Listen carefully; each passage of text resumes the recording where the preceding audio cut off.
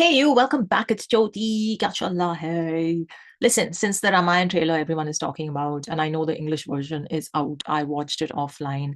I don't have that much to comment on it because itna kuch different hai nahi mere paas bolne ke liye. So we will wait for the next full trailer or whatever they release to discuss it. In the meantime, I saw that this had dropped. And I think we should talk about it, before the movie releases. How powerful was Ravan? And the warrior history of his that most people don't talk about. I personally don't know that much myself about it, and on this channel I like to learn. I like to explore things that interest me and intrigue me, and that's why here we are. I think we should all brush up on our history even if we know about him, right? So let's watch this. And I'm going to watch it on 1.25. In this video, we discuss the untold story of Ravan beyond the popular image of a villain. We explore who Ravan really was, his family background. I kind of know this because I read the book.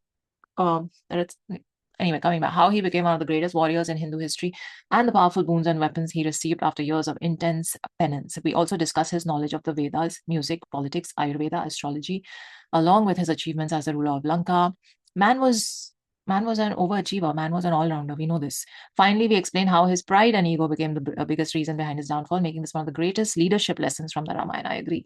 So, before we get into it, I also want to address how a lot of people came to the comment section under the Ramayana trailer reaction, and I understand this need to sort of be pompous and very arrogant and very like, oh, you don't know anything.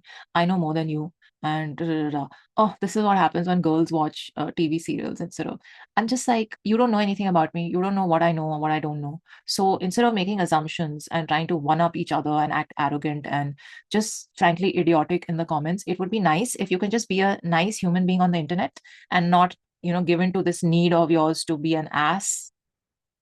It would just be nice if we can all just be nice to each other. I don't know why the internet has suddenly become a space where it's okay to be rude. And, who was it? I shared this. Mike Tyson said that the internet has made you all um, be very okay with being rude and not getting punched in the face. Because honestly, that's not how you talk to people in the real world. You may not like me, and you may still be on my channel. I don't know why, but you may not like me. You may not like something I said. You may not agree with something I said. But the basic human courtesy thing that you should have been taught at home is to treat everyone with basic respect. And if you don't like something or you think you have something to contribute in terms of the topic, then leave it in the comments in a polite way. I don't know why I have to be the one to tell you this. Didn't your parents teach you that when you were growing up? I mean, it's just ridiculous to me how y'all think that just having the internet is licensed to be disgustingly rude, and it just reflects on your upbringing at the end of the day. And nobody wants to engage with that kind of human either on the internet or offline. And trust me, there are some amazing polite people who have taught me many things by telling me stuff in the comments, and I truly appreciate that and engage with that because I'm like, oh, thank you for teaching me something new, and taking the time to comment. you know I'm not sitting here proclaiming to be some expert, but just can we just keep the discourse respectful? And another thing I've heard, especially the young kids go nowadays, like, oh, I don't have to respect you because of whatever, because you're a elder person or because you're a woman, or yeah, respect has to be earned. What the hell is respect has to be earned? Are you serious? Who made you king of the world? Who are you? Like, what have you achieved in life that your respect has to be earned? Respect is just your default mode in terms of respect is to give basic respect to anyone you meet. That's just default mode as a decent human being. Nobody has to earn your respect. I think was it Matthew McConaughey or Will Smith? I think it was Matthew McConaughey on a podcast. He was saying something similar. I just remembered. He's like, who are you? Why does anyone need to earn your respect? You and everyone else are on the same level playing field, and that default mode there needs to just be respectful to each other in the world. My God, I don't understand. Oh, respect has to be earned. That's no license to be rude and discourteous when somebody hasn't done you any wrong. I've not killed your goat, right? Anyway, sorry, I just had to rant a bit about this because under the Ramayana trailer, I was just like, what is wrong with people? Why can't you just talk like a decent human being who has a clean vocabulary? You think your disgusting slang and your stupid cuss words make you some kind of polished human being? No, nobody wants to engage with you, man. Neither on the internet nor in real life. If you talk like that, just tacky, just you. So coming back, let's let's talk about Ravan. 1, 2, 3, play. हाल में ही जो रामायण का trailer निकल के आया है उसमें देखिए रणबीर कपूर श्री राम और साई पल्लवी एज मां सीता के बारे में मैं पूरी तरह से कन्विंस नहीं था उन कास्टिंग चॉइसेस से, लेकिन यश एज रावण रामायण के ट्रेलर का स्टैंड आउट है। उनके पास वो प्रेजेंस है, वो अग्रेशन है, वो एरोगेंस है और वो फिजिकलिटी है जो राक्षस राज को पोर्ट्रे करने के लिए चाहिए। एंड फिर ये ट्रेलर देख के और यश का पोर्ट्रेयल देख के मैं सोचने लगा कि यार कैसे रावण अपने जमाने का सबसे बड़ा वॉरियर, कॉन्करर और राजाओं में से एक माना जाता था, लेकिन अल्टीमेटली वो कितना पावरफुल था क्योंकि उसे ब्रह्मा जी से वरदान मिला हुआ था। उसने इंद्र की पूरी आर्मी से लड़ाई किया था और जीता था, धन के देवता कुबेर को हराया था, यमराज से 7 दिन तक लड़ाई की थी, माउंट कैलाश जो शिव जी का घर है उसको अपने हाथों से उठा लिया था, उसको भगवान शिव का भी वरदान मिला हुआ है, इंद्र का वज्र और ऐरावत का वार उसने अपनी छाती पर झेला था, उसके 10 सर थे, 20 हाथ है, अगर उसका सर काटो तो वापस उगाता था। वो हिस्ट्री के सबसे बड़े वॉरियर्स और कॉन्करर्स में से एक माना जाता था। देवलोक, पृथ्वीलोक, पाताललोक, तीनों लोकों में एक ही राज होगा। The एक ही राज होगा could have been said a little more this thing. I feel this was वो आदमी जिसे भगवान, दानव, सांप, स्पिरिट सबके खिलाफ इमॉर्टैलिटी का वरदान मिला था, वो अल्टीमेटली विष्णु जी जो इंसान का रूप आए थे उसके हाथों मारा गया। ये कैसे हुआ? तो आज हम रामायण ट्रेलर के बाद एग्जामिन करेंगे कि रावण का एक्चुअल पावर लेवल क्या था, वो एक्चुअली कितना पावरफुल था, और अगर वो इतना पावरफुल था कि उसे ब्रह्मा और शिवा दोनों से वरदान मिले हुए थे तो वो श्री राम के हाथों कैसे मारा गया? Pause again, this whole thing that he was driven by revenge, and I call that out, like, no, he was driven by lust and ego and pride and all of that. So a lot of people are like, Atay, you haven't read. You don't know what I have read and what I have not read. I know his backstory. I know what happened to his mom, and I know the whole thing. I'm talking in context of the trailer. Okay, in context of the trailer and the fact that it is being made for a lot of non-Indian audiences, and they have zero clue about his backstory. In the trailer, his sister is telling him, and he's like, "Tumhara badla main lunga," और फिर वो दिखा रहे हैं text में written that driven by revenge. What is an average viewer going to take away from that? That he is driven by revenge for his sister. I mean, why does this have to be spelled out for human beings? Brain cells are, to be used sometimes. Play. Hello, before we continue with the video, मुझे एक चीज बोलनी है कि I have noticed at the back end कि बहुत सारे लोग जो videos देखते हैं मेरे, they have not subscribed to the channel, and I'm just like, why are you doing this to me? I have a goal that I have set. इस साल के लिए मैंने 200K reach करने का goal set करा है अपने लिए, and I'm sure you also love to achieve the goals that you set for yourself. So that's my aim, and since you watch my videos already, and I hope I've added some value to your day and to your life, I would really appreciate if you could hit the subscribe button. आपका time नहीं लगेगा ज़्यादा, it doesn't cost a thing, and it really helps me out and it really encourages me. So please hit that button अभी please, and I'll continue with the rest of the video now. चलो. Hello, Shyam Sharma के इस episode में आपका बहुत-बहुत स्वागत है। मैं हूं सेकुलरिज्म का सीईओ श्याम शर्मा, और आप सबको एक सेकंड पढ़ा। तो देखिए, वाल्मीकि रामायण में रावण, लंका का 10 सर वाला राक्षस राज, हिंदू एपिक लिटरेचर के सबसे फॉर्मिडेबल वॉरियर्स, स्कॉलर्स और रूलर्स के रूप में डिपिक्ट किया गया है। उसके पास near invincible physical power, vast knowledge और अल्टीमेटली एक फेटल एरोगेंस भी था, जिसके पास सारे वरदान होने के बावजूद अपने अहंकार की वजह से वो तबाह हो गया। उसके पावर लेवल को समझने के लिए हमें उसके 3 इंटरलॉकिंग डायमेंशंस को अलग-अलग करके समझना पड़ेगा। उसकी मार्शल कैपेबिलिटी, इंटेलेक्चुअल और आर्टिस्टिक अकम्प्लिशमेंट्स, और उसकी वो साइकोलॉजिकल फ्लॉ यानी अहंकार या ईगो जिसकी वजह से उसका सर्वनाश हो गया। रावण को ट्रेडिशनली 10 सर और 20 हाथ के साथ डिपिक्ट किया जाता है। कुछ लोग कहते हैं कि ये फॉर्म 4 वेद और 6 शास्त्रों पर मास्टरी को सिंबलाइज करता है। कुछ और लोग कहते हैं कि ये 10 सर 10 इमोशंस को रिप्रेजेंट करते हैं: काम, क्रोध, मोह, लोभ, मद, मत्सर्य, मन, बुद्धि, चित्त और अहंकार, जो उसके कैरेक्टर को गवर्न करते हैं। रावण की फिजिकल स्ट्रेंथ इननेट थी। वो एक राक्षसी मां कैकसी से पैदा हुआ था और उसके पास मिस्टिकल और फिजिकल पावर जन्म से ही थी, और फिर उसने इस पावर को एक्सट्रीम तपस्या से और भी मैग्नीफाई किया था। और देखिए, राक्षस जो है वो सिर्फ एक डीमन नहीं होता है। राक्षस वो प्राणी है जो अक्सर जंगल में रहते हैं, फिजिकली काफी स्ट्रॉन्ग और पावरफुल होते हैं, और अक्सर लेकिन हमेशा नहीं अधर्म का रास्ता फॉलो करते हैं। क्योंकि देखिए, विभीषण भी एक राक्षस थे, लेकिन उन्होंने अपने भाई की एरोगेंस और अहंकार को देखने के बाद धर्म का रास्ता चूज किया। रावण के पिता विश्रव थे, जो भगवान ब्रह्म के पोते थे, और अपने पिता विश्राव से उन्होंने मार्शल और स्पिरिचुअल डिसिप्लिन दोनों सीखे। उनके दादा महर्षि पुलत्स्य थे, जो भगवान ब्रह्म के माइंड बॉन्ड सन्स में से एक थे। मतलब रावण का पैटर्नल लिनिएज सीधा भगवान ब्रह्म से आता है, और रावण बचपन से ही एक बहुत एम्बिशियस और डिटरमिन्ड इंसान था। वो पूरी यूनिवर्स में सबसे पावरफुल इंसान और कॉन्करर बनना चाहता था, और किसी को भी चैलेंज करने से डरता नहीं था। उसका असली नाम था दशग्रीव, यानी 10 गले या 10 सर वाला। एक दिन माउंट कैलाश के पास वो अपने रथ में जा रहा था, और तब उसको नंदी ने रोका, जो शिव के बुल है। नंदी ने रावण से कहा, वापस हो जाओ दशग्रीव, ये भगवान शिव का घर है, इसे डिस्टर्ब मत करो। दशग्रीव ने नंदी से कहा, मुझे कोई नहीं रोक सकता। और अपने पावर को डेमोन्स्ट्रेट करने के लिए दशग्रीव ने अपने 20 विशाल हाथों को फैलाया और पूरा पहाड़ अपने हाथों पर उठा लिया। भगवान शिव ने यह देखा और हंस दिए। फिर उन्होंने अपने पैर का बड़ा अंगूठा पहाड़ के ऊपर रख दिया और दशग्रीव उस पहाड़ के नीचे दब गया। दबने के बाद दशग्रीव गुस्से और दर्द की वजह से चिल्लाया और उसकी आवाज भगवान शिव को बहुत पसंद आई। भगवान शिव ने कहा, क्या दमदार आवाज है। और फिर भगवान शिव ने दशग्रीव का नाम रखा रावण, यानी वो जो जोर से दहाड़ता है।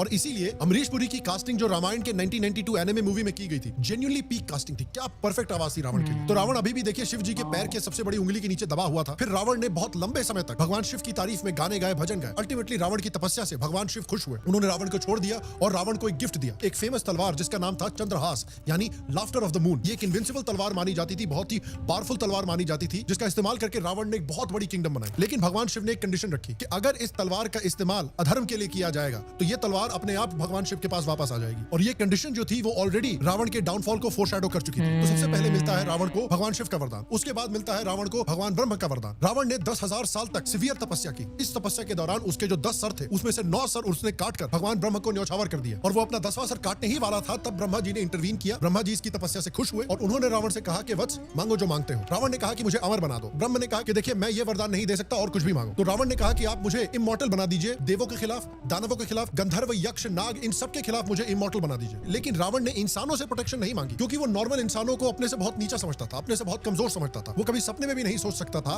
कि कोई नॉर्मल इंसान उसका एक बाल भी बांका कर सकता है। और ये जो उसका अहंकार था, जो उसकी पर्सनालिटी में हमेशा से घुसा हुआ था, यही अहंकार अल्टीमेटली रावण का डाउनफॉल बनता। उसके बाद रावण को मां पार्वती का वरदान भी मिलता है कि कोई भी दुश्मन रावण को पार्वती के सैंक्शन के बिना हरा नहीं सकता। लेकिन यह वरदान बाद में नलिफाई हो जाता है जब श्री राम रावण के साथ युद्ध करने के पहले पार्वती मां के लिए हवन करते हैं। तो देखिए, रावण को ऑलरेडी भगवान ब्रह्म से, भगवान शिव से इतने बड़े वरदान मिले हुए थे। तो इन वरदानों के साथ साथ रावण एक बहुत ही अकम्प्लिश्ड वॉरियर भी था। रावण के वेपन्स देखते हैं, obviously Chandrahas, crescent moon sword, जो उसको शिवाजी का गिफ्ट मिला था। ये तलवार आप एनिमे में भी देख सकते हैं।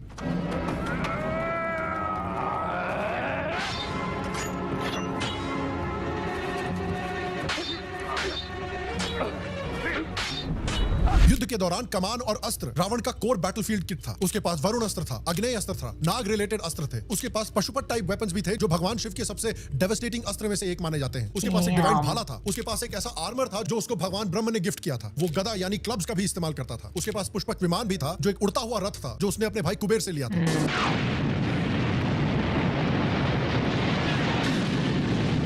That is in the anime.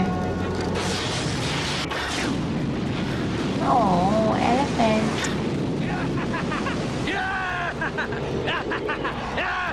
Ravan सिर्फ शस्त्रों का ही मास्टर नहीं था, बल्कि माया और तंत्र विद्या भी जानता था। वो सॉर्सरी और इल्यूजन टेक्निक्स यूज करता था, जो एनिमीज को युद्ध में डिसोरिएंट कर देते थे, confuse कर देते थे। उसके पास ब्रह्मास्त्र, रुद्रास्त्र, तमसास्त्र और कई माया क्लास वेपन्स थे, जो इल्यूजन, डार्कनेस और फैंटम डुप्लीकेट्स प्रोड्यूस कर सकते थे। रावण का बेटा इंद्रजीत इस एरिया में माया अस्त्र का स्पेशलिस्ट था, लेकिन रावण के पास भी ये पूरा टूल किट था। और अगर हम पावर लेवल की बात कर रहे हैं तो हमें अनआर्म्ड कॉम्बैट को भी देखना पड़ेगा। और अनआर्म्ड कॉम्बैट में भी रावण जेन्युइनली स्कैरी था। उसके फिजिकल एट्रीब्यूट्स देखिए, 10 सर, 20 हाथ। अगर ग्रैपलिंग कॉन्टेक्स्ट में देखें, अगर आप कुश्ती में देखें, हैंड टू हैंड फाइटिंग में देखें, तो 20 हाथ होना तो काफी बड़ा एडवांटेज होता है यार। आप एक हाथ पकड़ो, वो दूसरे हाथ से आपका गर्दन पकड़ लेगा। आप दूसरा हाथ पकड़ो, वो अपने 17वें हाथ से आपका टांग पकड़ लेगा। उसके पास रीजनरेशन की पावर्स थी। राम उसका सर काटते थे और उसका सर वापस उग जाता था। इनक्रेडिबल ड्यूरेबिलिटी भी थी। वाल्मीकि कहते हैं कि रावण ने इंद्र का वज्र और ऐरावत के दांत अपने छाती पर खाए थे और फिर भी सर्वाइव कर गया था। पेन टॉलरेंस भी देखिए, उसने अपने 9 सर काटकर ब्रह्मा जी को न्यौछावर कर दिए थे। उसके साथ साथ एक बार उसने हनुमान जी के साथ ओपन पाम स्ट्राइक्स भी एक्सचेंज किए थे। हनुमान जी ने खुले हाथ से उसको मारा था, लेकिन फिर भी वो खड़ा रह पाया था। उसके साथ साथ यमराज से 7 दिन तक रावण का अनआर्म्ड फाइटिंग स्टाइल अगर आप देखें तो एकदम नाइटमेयर सिनेरियो है। उसका फाइटिंग स्टाइल में डिस्क्राइब कर सकता हूं as a brute force juggernaut. उसके बारे में कहानियां हैं कि वो वॉरियर्स को अपने हाथों से पकड़कर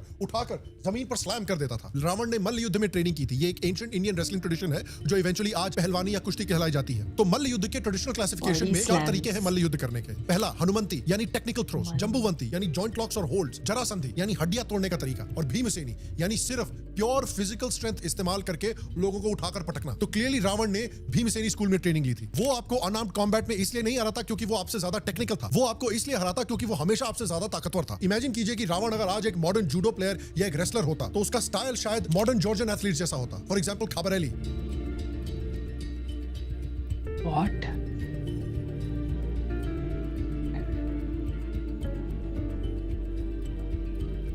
या फिर मॉडर्न मंगोलियन स्टाइल जैसा होता। या फिर अगर वो एक रेसलर होता तो उसका मॉडर्न रशियन रेसलर जैसा स्टाइल होता। फॉर एग्जांपल अलेक्जेंडर करेलिन। इमेजिन कीजिए अलेक्जेंडर करेलिन, लेकिन 1 मिलियन टाइम्स और ताकतवर, और उसके साथ उसके 20 आर्म्स हैं। I don't know this person. Oh damn.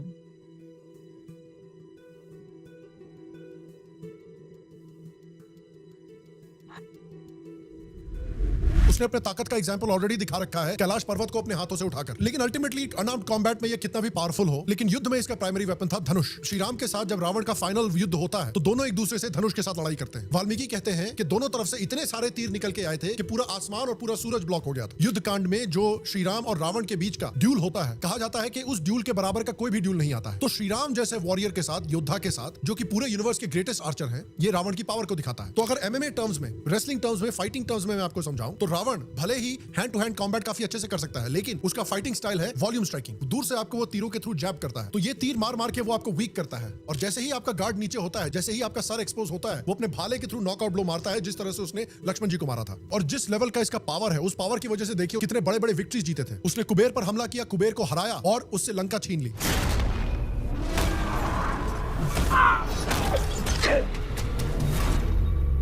Bro.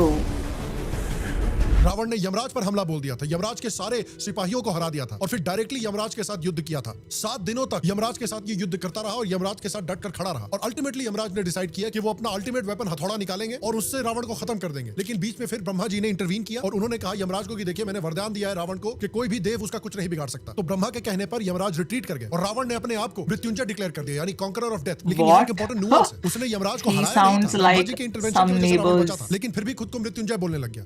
यही थी उसकी एरोगेंस, यही थी उसका अहंकार, जो उसके डाउनफॉल का फोरशैडोइंग था। फिर उसके बाद आते हैं राजा मारुत। राजा मारुत ने एक यज्ञ रखा था, उस यज्ञ पर रावण ने हमला कर दिया। उस यज्ञ में इंद्र, कुबेर और वरुण जैसे देव भी आए हुए थे और उन सबको रावण ने यज्ञ से खदेड़ दिया था। उसके बाद रावण ने बहुत बड़ा किंगडम भी क्रिएट किया था। तीनों लोकों में एक ही राज होगा। This Airavata is not. और यहाँ तक कि उसने अयोध्या पर भी हमला किया था, जहाँ पर उस समय किंग अनारण्य का राज था। किंग अनारण्य की आर्मी और रावण की आर्मी बैटल में मिलती है। रावण ने एक सेलेस्टियल वेपन का इस्तेमाल करके राजा अनारण्य की पूरी आर्मी को जलाकर राख कर दिया। सिर्फ राजा अनारण्य अकेले बचे थे। उसके बाद भी राजा अनारण्य, जो भाई आखिरकार सूर्यवंशी है, उन्होंने अकेले रावण से युद्ध किया, लेकिन उनका हर एक बार रावण के आर्मर से बाउंस कर गया, क्योंकि उनको ये स्पेशल आर्मर ब्रह्मा जी ने गिफ्ट किया था। फिर फाइनली रावण ने अनारण्य को मार गिराया और मरते मरते अनारण्य ने रावण से कहा कि एक दिन तुमसे बदला लेने के लिए अयोध्या में एक और राजा पैदा होगा। और यही हुआ। अनारण्य के बेटे थे खतवंग, उनके बेटे थे दिलीप, उनके बेटे थे रघु, उनके बेटे थे अज और उनके बेटे थे दशरथ और दशरथ के बेटे थे श्री राम। मैं सोचता हूं कभी Pause. This family tree, man. I am loving it. Hold on. Anaranya, firstly, beautiful name, is a descendant of Ikshvaku, which is also before Amish Tripathi renamed the first book Ram. It was called the Scion of Ikshvaku, and that's when I had picked it up. So my book ka copy still says the Scion of Ikshvaku. And King of Ayodhya, according to Ramayana, after the Rakshas king Ravan gained the Pashupatastra from Shivji, he declared war against humans, decided to battle Anaranya. A fierce battle ensued between their forces due to the sorcery employed by the Rakshasa. Anaranya, along with his army, were defeated. This is not fair. He was thrown away from the chariot after being slain. The rise of the king and his dynasty, Anaranya issued a curse that Ravan would meet his end by one of his descendants from the same dynasty. This curse comes true when Ram defeats Ravan. See how powerful words are. Curses and blessings and boons. I mean, it's all words. That is crazy, man. So Anaranya, Khatvanga, son of Anaranya, Dilip, then Raghu, son Raghu. Raghu dynasty is named exactly. Aj is a nice name. Then Dashrath. Why all the kings before are looking young? Only Dashrath, they have given a white beard here. What is this? Justice for Dashrath. Why are we always making him old? Ram, Bharat, Lakshman, Shatrughan. Okay, very nice. I like it. Play. Shri Ram. मैं सोचता हूँ कभी कभी कि एक Jujutsu Kaisen या berserk जैसा रावण के बैटल्स का एक एनिमे सीरीज अगर डेवलप किया जाए, Ravan versus Anaranya, Ravan versus Yamraj, Ravan versus Kartavir या अर्जुन, तो यार ये बर्जर्क से भी कहीं ज्यादा एपिक हो सकता है। We have so much content to use for games and anime Ravan सिर्फ एक and महान योद्धा ही नहीं था, movies. रावण चारों वेदों का ज्ञाता, महातेजस्वी, सारे शास्त्रों में अकम्प्लिश्ड, म्यूजिक में एक्सपर्ट भी था। चारों वेद और 6 रुद्र वेदांत वीणा। उपनिषद का पूरा कमांड था उसे। Yes, astrology yes. पे मास्टरी थी, आयुर्वेद और मेडिसिन में रावण मास्टरी थी। हत्ता। अर्कपराक्षम एक हर्बल मेडिसिन और हीलिंग पे टेक्स्ट रावण ने कंपोज किया था। म्यूजिक में मास्टरी थी, उसने रावण वीणा इन्वेंट की। 64 जो क्लासिक आर्ट्स माने जाते हैं, जिसमें dance, literature, alchemy, state craft, engineering, ये सारी चीजें आती हैं, इन सब में इसको महारत थी। इसको एक इफेक्टिव एडमिनिस्ट्रेटर के रूप में भी देखा जाता था, जिसका किंगडम लंका बहुत प्रॉस्पेरिटी भी अचीव कर चुका था इसकी वजह से। और देखिए दूसरों दूसरों ने भी, इनफैक्ट इसके दुश्मनों ने भी इसकी ग्रेटनेस को एक्नॉलेज किया है। श्री राम ने खुद जब रावण को हराया और जब रावण मरने वाला था, तब श्री राम ने खुद लक्ष्मण जी से कहा कि आप जाइए और रावण के पास जाकर उनका जो ज्ञान है वो उनसे सीखें। कि देखिए वो दुष्ट हो सकता है, लेकिन दुष्ट होने के साथ साथ वो एक परम ज्ञानी भी है। उन्होंने लक्ष्मण से कहा कि रावण से उसका ज्ञान सीखिए, उसका अहंकार नहीं। ये दिखाता है कि रावण का जो ज्ञान था वो उसके अहंकार को भी ट्रांसलेट कर चुका था, और इस बात को भगवान श्री राम भी एक्नॉलेज करते थे। हनुमान जी ने भी एक्नॉलेज किया था। हनुमान जी ने एक्सप्लिसिटली रावण को डिस्क्राइब किया था कि वो धर्म और अर्थ को समझता है और उसने बहुत तपस्या भी की है। हालांकि आज वो अधर्म का साथ दे रहा है, और इसीलिए इतना ज्ञानी होने के बावजूद, इतनी महारत हासिल करने के बावजूद, इतना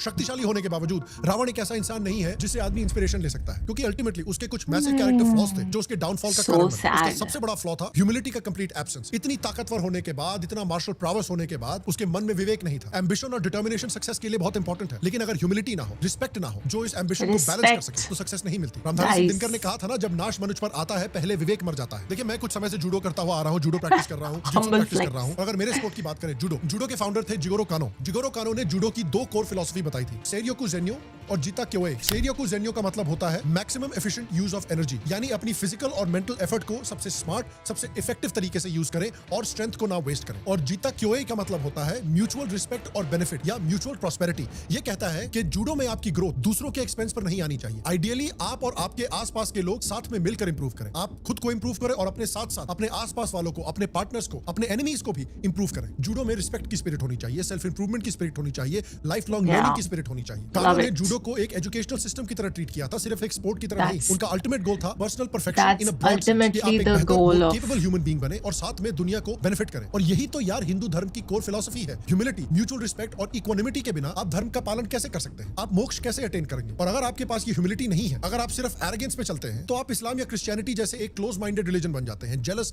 एरोगेंट, वेंचफुल। और रावण ने भारतीय धर्म की इस कोर फिलॉसफी को कभी इनकलकेट नहीं किया। उसकी आइडियोलॉजी थी एरोगेंस, ह्यूब्रिस, अग्रेशन, डिसरिस्पेक्ट। पूरी तरह से वो एक अधर्मी बन गया था। इसीलिए जब वो श्री राम धर्म के सबसे बड़े रक्षक के सामने आया तो उसकी हार गारंटीड थी। और देखिए श्री राम से पहले भी उसको हार मिल चुकी थी। सृष्टि ने रावण को कई बार अपॉर्चुनिटी दी थी कि वो अपनी गलतियों से सीखे। अगर रावण हम्बल या रिस्पेक्टफुल होता तो वो उस हार से वैल्यूएबल लेसन सीख सकता था, बेहतर वॉरियर बन सकता था, बेहतर कॉन्करर बन सकता था, बेहतर राजा बन सकता था। लेकिन उसने उन सभी अपॉर्चुनिटीज को रिजेक्ट कर दिया। उसको एक बड़ी हार मिली थी कर्तवीर्य अर्जुन के हाथों। उत्तरकांड के मुताबिक मालवा एरिया का एक राजा था कर्तवीर्य अर्जुन, जिसके 1000 हाथ थे। एक समय वो एक नदी में नहा रहा था जब एक यंग रावण, उसका नाम उस समय दशग्रीव था, रावण ने उस पर हमला बोल दिया और उसको कॉम्बैट के लिए चैलेंज किया। और 20 हाथ वाला रावण 1000 हाथ वाले कर्तवीर्य से काफी बुरी तरह से हार गया। अल्टीमेटली रावण के दादा पुलत्स्य ने इंटरफियर किया और कर्तवीर से कहा कि आप रावण को माफ कर दीजिए, वो यंग है, इमेच्योर है। लेकिन यहाँ पर आप उसका कैरेक्टर फ्लॉ भी देख सकते हैं। पुलत्स्य के इंटरवेंशन के बावजूद ह्यूमिलिटी सीखने की जगह, रिस्पेक्ट सीखने की जगह उसकी एरोगेंस और बढ़ गई। उसने अपने अपोनेंट को रिस्पेक्ट नहीं किया, समझने की कोशिश नहीं की कि वो क्यों हारा और कहां फेल हुआ। वो ये फील करने लग गया कि भैया मैं तो इनविंसिबल हूं, मुझे कुछ हो ही नहीं सकता। माउंट कैलाश पे भी जब नंदी ने रावण से कहा कि आप यहाँ मत जाइए, यहाँ शोर मत कीजिए, ये भगवान शिव का निवास है, तो रावण ने नंदी को इज्जत दिखाने के बजाय नंदी का मजाक उड़ाया। और फिर नंदी ने रावण को श्राप दिया कि एक दिन तेरा पूरा राज्य एक वानर सेना तबाह कर देगी। और देखिए जैसा कि मैंने कहा, रावण हमेशा अपने ताकत को टेस्ट करना चाहता था, तो उसने वानरों के राजा वाली के साथ अपने स्ट्रेंथ को टेस्ट करने का सोचा। लेकिन उसने वाली को पीछे से अटैक किया जब वो मेडिटेट कर रहा था। अब देखिए वो वाली को रिस्पेक्टफुली भी चैलेंज कर सकता था, फेयर तरीके से उसको चैलेंज कर सकता था, लेकिन उसने चीट किया, मेडिटेट करते वक्त वाली को अटैक किया। और रिजल्ट क्या हुआ? वाली ने बिना किसी मेहनत के रावण को अपने हाथ के नीचे दबा लिया और महीनों तक कॉन्टिनेंट्स और ओशंस के अक्रॉस कैरी किया। रावण कुछ भी नहीं कर पाया। भले ही रावण ने वाली को अपना एलाई बना लिया हो, उससे दोस्ती कर ली हो, लेकिन फिर भी रावण ने रिस्पेक्ट नहीं सीखी और अल्टीमेटली वो राम के हाथों मारे गए। तो एक लाइन में अगर मैं रावण के पावर का एनालिसिस करूं तो पावर का पोटेंशियल है एस टियर,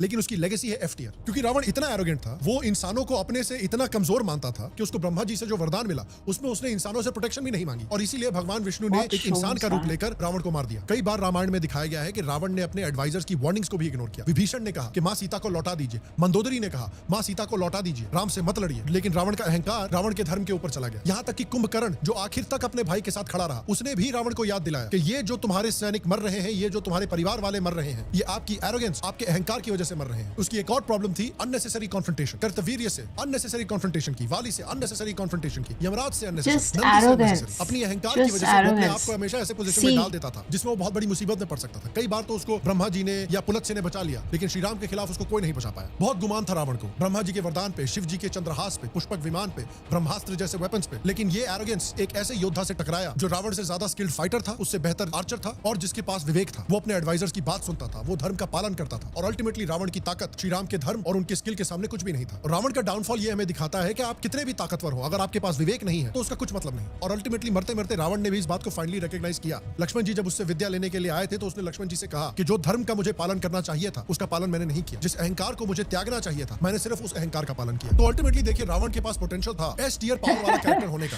लेकिन उसके Why is he अहंकार, using उसके these ह्यूब्रिस की वजह से terms? अल्टीमेटली उसका डाउनफॉल हुआ। और आप मुझे बताइए, हिंदू लिटरेचर, हिंदू इतिहास में आप किस वॉरियर के बारे में, किस वॉरियर के पावर लेवल के बारे में जानना चाहते हैं? नीचे कमेंट सेक्शन में मुझे बताएं। अगर आपको ये वीडियो पसंद आया तो नीचे मुझे और पावर लेवल्स के रिकमेंडेशंस दें, मैं उन वॉरियर्स और फिगर्स के पावर लेवल्स के बारे में भी Nice. आपसे बात करूंगा। शायद एक वीडियो बनाऊंगा आपके लिए। बाकी आपसे अगले वीडियो में मुलाकात होगी, तब तक के लिए स्वस्थ रहें, सुखी रहें, फिर मिलेंगे। और आप सबको एक सेकंड प्रणाम। Secular pranam.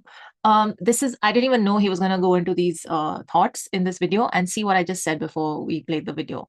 Ahankar, ego, arrogance, annoying things. Just leave them out the door. Whether you're interacting with someone in personal life or on the internet, just basic manners. You want to correct someone, you don't have to be so combative all the time, right? You don't always have to pick fights. You can just put your point across politely. Learn from Ravan, who you were only defending. And as you can see, his whole life, so whatever his history with his mom and the whole thing, we all know about it. Okay. But his whole life, as we can see, was built around arrogance.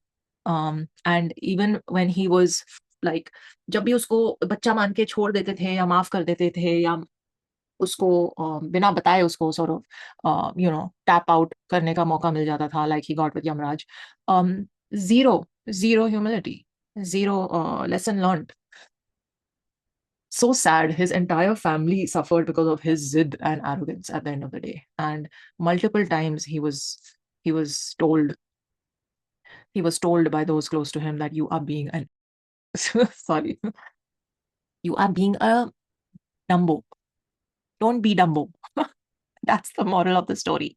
Don't be Dumbo. Don't think that anyone has to earn your respect. Just respect people as your default mode. And that's pretty much the main takeaway from Ravan's life. That human beings he thought will never be able to kill him. Wohi hua uska. We can all learn from everyone. End of the day, Ravan met his match in a human form.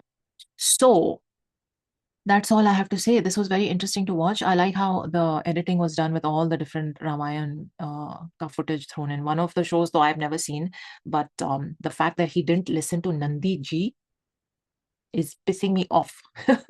I love Nandi ji. How can you not pay heed? This is how arrogant you have to be, that Shivji's Nandi is stopping you and you refuse. Oh my God.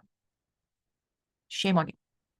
Anyway, I know, like, we can see कि उसको इतने वरदान मिले थे, शिव जी से भी, ब्रह्मा से भी, and ब्रह्मा तो देंगे ही because वो तो उनकी लाइन से आए थे, lineage tracing back. But Shiv ji, after he has this thing been disrespectful to Nandi ji and come and he's lifted your mountain, after that also because you liked his voice. I know I'm oversimplifying it, but this is why Shiv ji is Bholenath. सबको वरदान देते रहते हैं वो. But yes, this movie is going to be interesting now because I was thinking about it later and I was just like, and a lot of people told me also in the comments that they're still working on the effects, the CGI, ये वो. So apparently English trailer में उन्होंने काफी scenes हटा दिए जो लोगों ने appreciate नहीं करे थे, in terms of the effects and how real or not it's looking. So fine, they're taking feedback. There's still time for it to release. November में अभी 3 महीने बाकी हैं till the release date. So let's wait and watch. I have seen some snippets of the like Ranbir and the director and the writer, I think, appearing on different podcasts in the US, and I was just wondering why are they not promoting it at all here in India? And so much over there. I get that they've made it for an international audience and they want this one movie to be like the big global Indian hit. But fine, थोड़े इधर भी कर लें. But anyway, you know what? Actually, the podcast and interviewing space specifically for movie releases is very in India. Like, I don't know, man. I don't know what all these channels are. Everyone just asks your same boring questions. The real like interesting and researched and cerebral questions and interviews are very few and far between, and I don't know if they will, because यहाँ पे अगर करने आएंगे वो interviews तो same वही channels पे जाएंगे और same वही चलेगा उनका. So I don't know. And honestly, in the last clip that I saw, and I could be mistaken, so don't come at me, but I'm just saying that in the last podcast that I was seeing, there was a lady interviewing the three of them. I don't know her name or the show, but Ranbir just looked Ranbir looked like it's like you've rehearsed those answers, because most people are asking the same question. So I don't entirely blame him.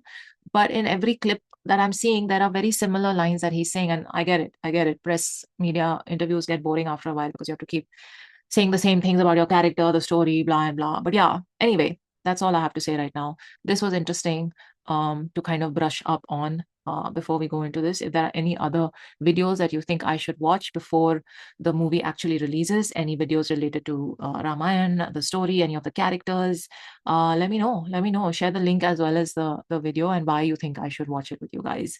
That would really help me in shortlisting.